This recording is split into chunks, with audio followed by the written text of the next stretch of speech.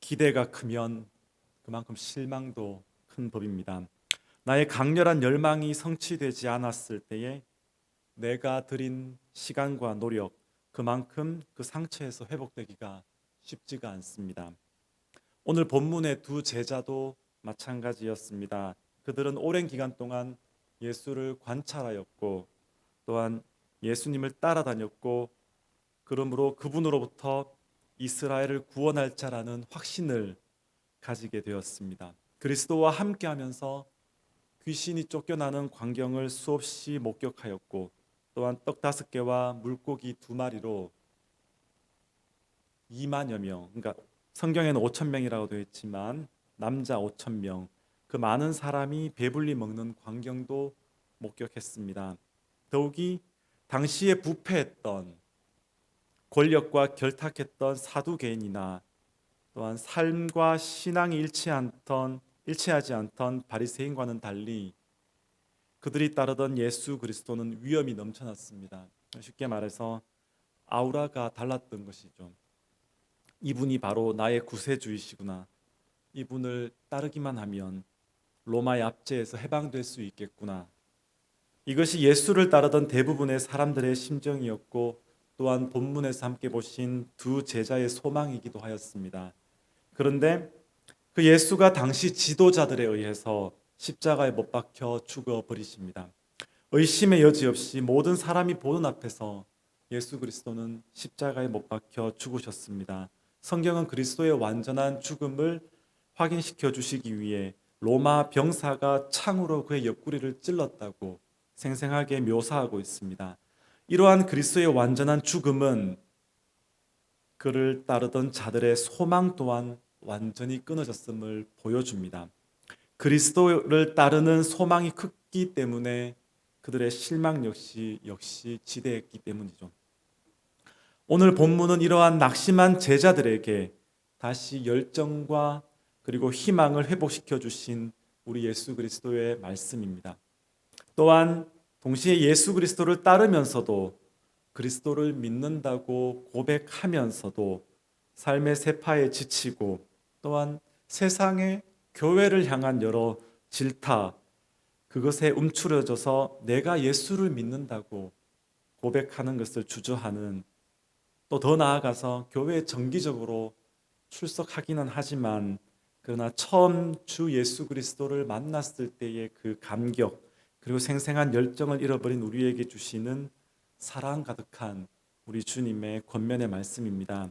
이 말씀을 함께 나누면서 복음의 능력을 조금이나마 다시 회복하는 저와 여러분의 귀한 시간이 되었으면 좋겠습니다. 먼저 본문으로 들어가서 생각해 볼 것은 엠마오 마을로 가고 있는 두 제자입니다. 이들은 예수 그리스도의 죽음으로 인한 슬픔 그리고 그들의 강력한 소망이 끊어졌음으로 인한 실망으로 가득 차 있었습니다. 그리고 그리스도의 죽음과 죽음 이후의 사건에 대해서 당혹해하고 있었습니다. 23절과 24절의 말씀을 보시면 그들은 그리스도의 무덤에서 그의 시체가 사라졌을 뿐만 아니라 또한 몇몇 사람에게 천사가 나타났다는 이야기를 듣게 됩니다. 사라진 그리스도의 행방을 알 수 없었기에 두 제자는 어찌 된 일인지 서로 논의하면서 엠마오 마을로 내려가고 있었던 것입니다. 자, 이런 그들에게 예수님께서 찾아가서 다가가서 무엇을 이야기하고 있는지를 물어보십니다. 여기서 제자들의 깊은 슬픔과 상심을 우리가 볼 수가 있습니다. 즉 예수님께서 물으셨을 때의 두 제자는 즉시 그 자리에서 멈추었습니다. 그리고 슬픈 빛을 띠고 예수님께 반문합니다. 당신이 지금 예루살렘에서 내려오면서 어찌 거기서 일어난 일을 당신 홀로 모르고 계십니까? 여기에 사용된 단어는 you only입니다. 즉 이 큰 사건을 어찌 당신 혼자 모르고 있습니까? 모든 사람들이 다 알고 있고 정말 큰 사건인데 당신은 왜 모르고 있습니까? 그렇게 묻고 있는 것이죠. 자, 그들의 기대와 실망이 얼마나 컸는지를 살펴볼 수 있는 대목입니다. 그리고 예수님께 예루살렘에서 일어난 사건에 대해서 그리고 빈 무덤과 천사들이 나타난 증언에 대해서 자세히 설명하여 줍니다. 그런데 여기서 우리가 주의 깊게 살펴보아야 할 부분이 있습니다. 24절 말씀을 보겠습니다. 24절입니다. 그래서 우리와 함께 있던 몇 사람이 무덤으로 가서 보니 그 여자들이 말한 대로였고 그분은 보지 못하였습니다. 이들의 초점은 무엇입니까? 이들의 초점은 예수를 보지 못하였다라는 것에 있습니다. 즉 그리스도가 확실히 죽으신 것을 두 눈으로 목도했는데 그리스도에 대한 이상한 소문이 돌기 시작합니다. 그런데 그 시체 혹은 그분이 어디에 계신지 알지 못하는 상황입니다. 만일 그들이 그리스도가 무덤에 계시지 않은 사실을 그의 부활로 그가 다시 살아나셨다는 사건으로 인정하고 있었다면 그들이 엠마오로 내려갔을까요? 그들이 실망한 마음으로 낙심한 채 엠마오로 가고 있었다는 것은 결국 그리스도를 보지 못한 사실에 있습니다.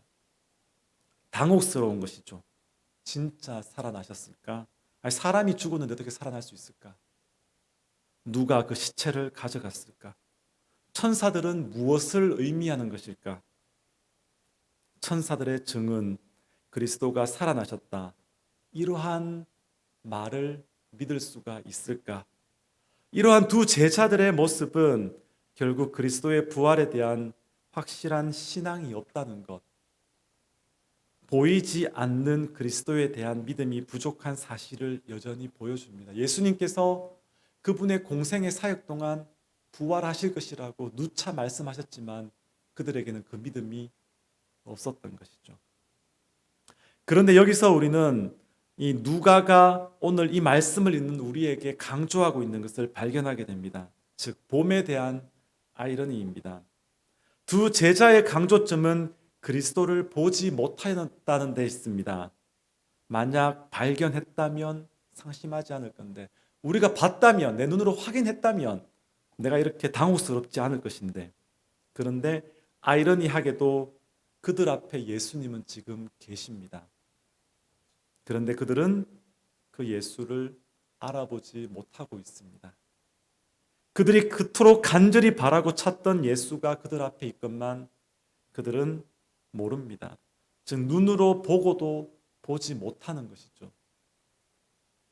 여러분 현대의 수많은 의심하는 사람들이 어떻게 말하고 있습니까? 보지 않으니 어떻게 믿겠느냐? 하나님을 보여달라. 그러면 믿겠다. 그러나 오늘 말씀은 어떻게 알려주고 있습니까? 그리스도가 제자들 앞에 함께 3년 동안 함께 했던 그 제자들 앞에 나타나셨지만 그들은 그를 알아보지 못하고 있습니다. 도마 역시 그리스도의 부활 자체를 부인했었죠. 내가 그 옆구리와 손에 손을 넣어보지 않으면 믿지 않겠다. 여러분 결국 믿음이란 무엇입니까? 믿음이 봄에서 오는 것입니까? 내가 보면 믿을 수 있습니까? 체험에서 오는 것입니까? 내가 체험하면 믿을 수 있겠다. 아닙니다. 결국 믿음이란 하나님의 말씀에 대한 참된 신뢰에 근거합니다. 오늘날 많은 사람들이 보려고 하고 느끼려고 하고 체험하려고 합니다. 물론 예수 그리스도를 영적으로 체험하는 것은 너무나 중요한 일입니다. 체험 자체가 의미 없다는 말이 아닙니다. 우리는 우리 삶 속에서 예수 그리스도를 날마다 체험하기 위해 기도해야 합니다. 그렇지만 더 중요한 것은 체험 이전에 하나님의 말씀과 그 말씀에 포함되어 있는 하나님의 약속을 진실하게 믿고 따르는 것입니다. 우리가 믿는 예수 그리스도에 대한 분명한 신앙 지식이 없다면 그리고 그 확실한 지식에 근거한 체험이 이루어지지 않는다면 우리의 강렬한 체험이 그리고 뜨거운 마음이 식어질 때에 우리의 신앙의 불 역시 쉽게 꺼져버리고 말게 됩니다. 여러분, 우리가 살다 보면 그럴 때가 있죠. 예수 그리스도에 대한 확신과 믿음이 희미해질 때가 나에게 다가오는 순간을 스스로 느낄 수가 있을 것입니다. 이 두 제자들처럼 처음에는 열정적으로 예수 그리스도를 쫓았었는데, 뜨거운 열정으로 타올랐었는데, 어느 순간 다 타버린 재처럼 그러한 우리 자신의 연약한 모습에 낙심할 때가 있지 않습니까? 지금 우리 주님께서는 좋으신 분이시기 때문에 우리 이러한 의심의 자리, 낙심의 자리에 우리가 머물러 있는 것을 원하지 않으십니다. 오늘 본문에서도 예수님께서는 상심한 두 제자들을 먼저 찾아오셨다는 것을 우리가 확인할 수가 있습니다. 그리고 그들의 마음을, 그들의 가슴을 뜨겁게 해주셨습니다. 다시 일어날 힘을 주셨습니다. 여러분, 우리 주님은 참 좋으신 분이십니다. 우리가 아직 죄인 되었을 때에, 우리가 아직 연약할 때에, 우리의 마음이 다 식어져 있을 바로 그 순간에 우리를 위해 찾아오시는 분이시고, 우리를 향한 하나님의 사랑을 다시 한 번 더 확정시켜 주시는 분이십니다. 우리가 낙심할 때에 먼저 찾아오시는 좋으신 분이십니다. 자, 오늘 본문으로 다시 돌아가서 낙심한 제자들에게 찾아오신 예수 그리스도께서는 다시 그들을 일으켜 세워 주셨습니다. 그럼 우리가 확인해야 될 것은 어떻게 일으켜 세워 주셨는가? 어떻게 예수님께서 그들을 일으켜 세우셨나요? 오늘 본문 어떻게 말하고 있습니까? 먼저 예수님께서는 그들의 믿음 없음을 안타까움으로 탄식하셨습니다. 25절 말씀입니다. 어리석은 사람들입니다. 예언자들이 말한 모든 것을 믿는 마음에 그렇게도 무디니 말입니다. 솔직히 세 번역의 이 번역보다는 우리가 옛날에 보던 한글 말씀이 더욱더 이제 깊이 다가오는데 이렇게 말씀하고 있죠. 미련하고 선지자들이 말한 모든 것을 마음에 더디 믿는 자들이요. 이게 좀 더 직설적이고 좀 더 예수님의 그 마음이 표현됩니다. 미련하고 선지자들이 말한 모든 것을 마음에 더디 믿는 자들이요.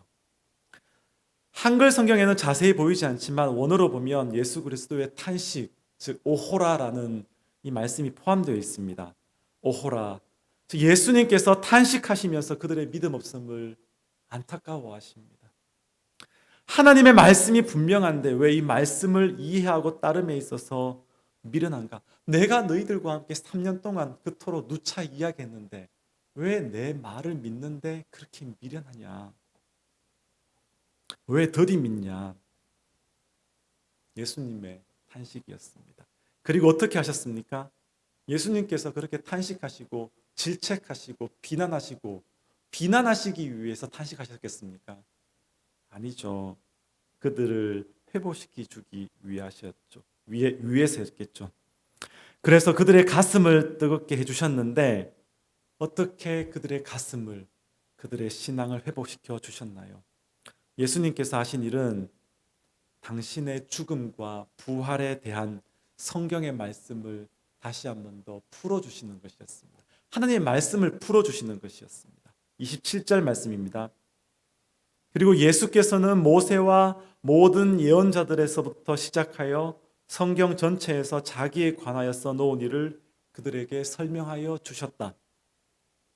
예수님이 하신 일은 말씀의 의미를 다시 한 번 더 자세히 풀어주시는 것이었습니다.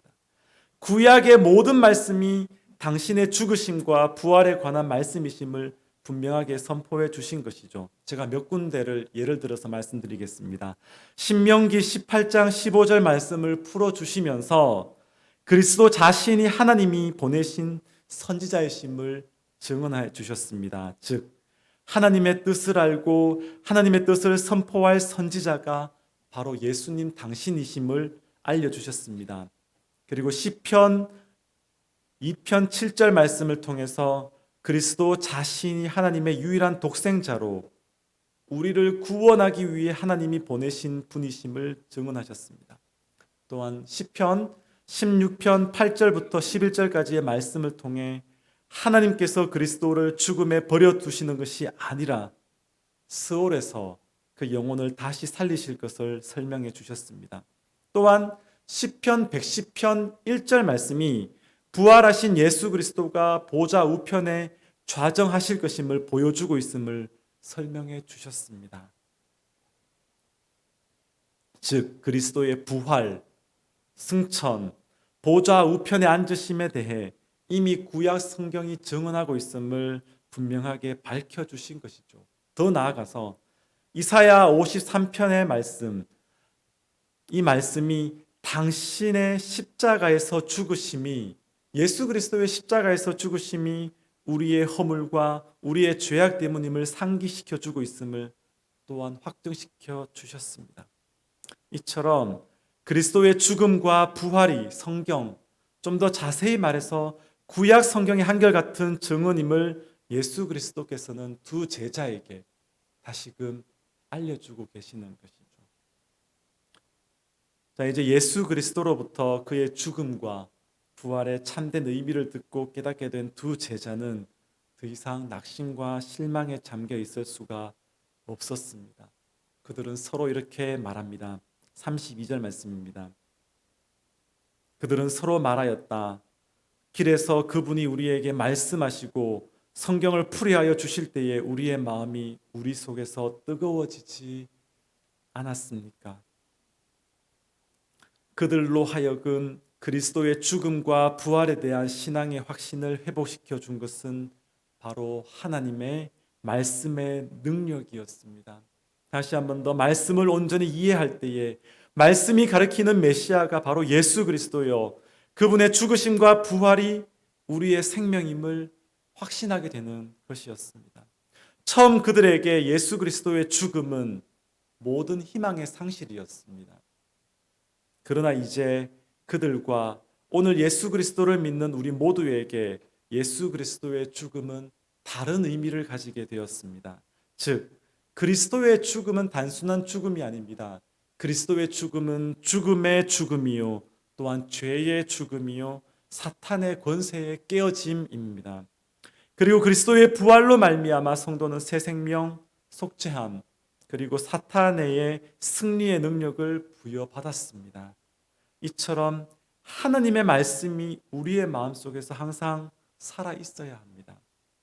하나님의 말씀을 진지하게 받아들이고 날마다 읽고 묵상함으로 말씀을 따라 살아가는 신앙인이 되어야 합니다.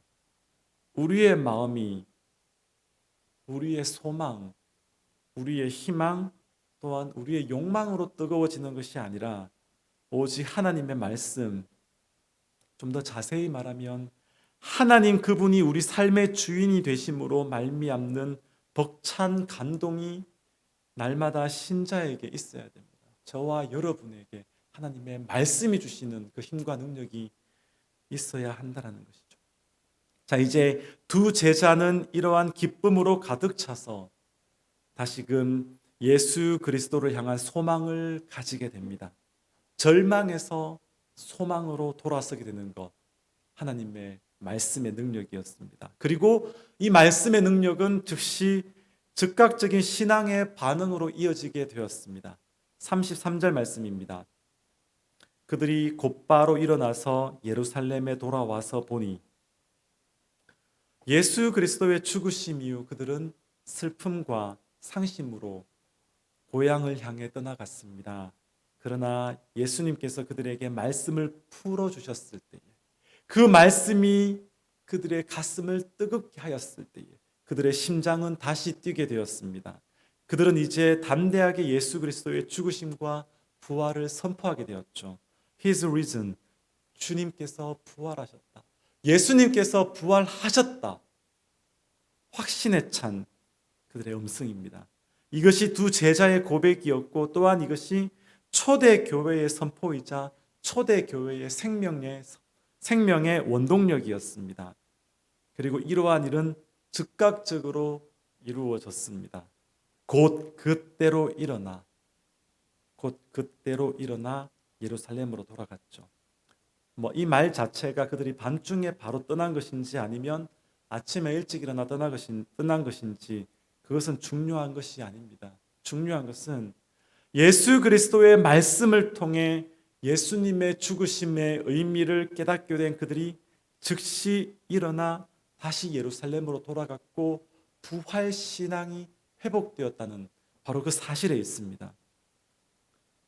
예수 그리스도의 부활의 사실을 제자들과 함께 나누기 위해 예루살렘으로 돌아갔고 그들의 마음은 기뻐 뛰었습니다. 여러분, 사실 모든 신자에게 있어서 신앙의 굴곡은 누구에게나 존재합니다. 부흥회나 선교 대회 같은 그러한 집회를 참여하면 여러분도 젊었을 때에 한국에서 많이 참여해 보셨겠지만 그 분위기 속에서 뭔가 뜨거움을 느낍니다. 그리고 열정적으로 기도하게 되며 예수 그리스도를 진지하게 고백하기도 합니다. 그러나 얼마 시간이 지나지 않아 삶의 현실 속으로 돌아가면 그 속에서 점점 냉랭해지는 나의 모습을 우리는 수차례 발견했습니다. 감정은 영원하지 않다라는 사실을 우리는 잘 알고 있습니다. 신앙의 감정도 마찬가지입니다. 굴곡이 있습니다. 있을 수밖에 없습니다. 그럼에도 불구하고 신자는 항상 그리스도의 심장의 뜨거움을 갈망해야 합니다. 그리고 참된 뜨거움은, 참된 열정은 예수 그리스도의 말씀에 대한 깊은 이해에서 비롯된다는 사실을 우리가 또한 기억해야 합니다. 예수님의 죽으심의 의미를 깊이 이해하고 체험할 때에, 또한 그분의 부활이 나에게 어떤 관계가 있는지 깊이 묵상하고 깨달을 때에 비로소 나의 가슴은 진정으로 뜨거워지게 됩니다. 한순간에 타올랐다가 사그러지는 것이 아니라 날마다 하나님의 말씀을 묵상하고 그 말씀을 되새기고 또 되새기며 그 말씀을 가지고 성령 안에서 깨어 기도할 때에 그때 그 뜨거움은, 우리 가슴의 뜨거움은 지속될 수가 있는 것이죠. 그래서 말씀을 읽는다는 것, 하나님의 말씀을 본다는 것, 하나님의 말씀을 묵상한다는 것, 그것은 단순히 성경을 본다라는 그 이상의 것입니다.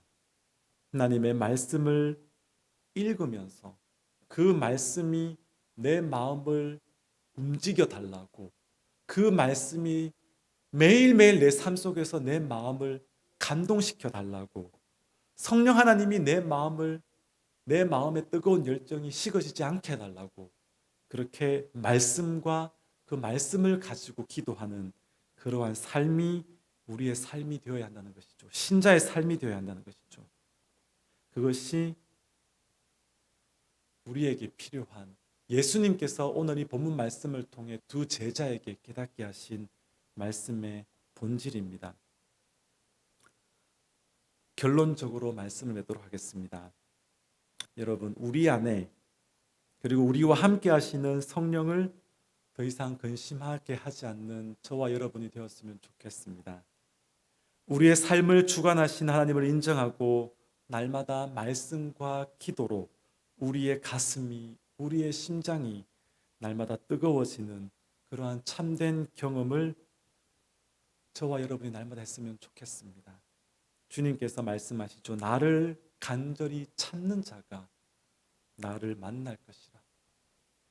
날마다 말씀과 기도로 우리를 너무나 사랑하셔서 날마다 우리를 찾아오시는 우리 주님과 동행하는 참 신자가 되는 저와 여러분이 되시기를 주님의 이름으로 간절히 축원드립니다.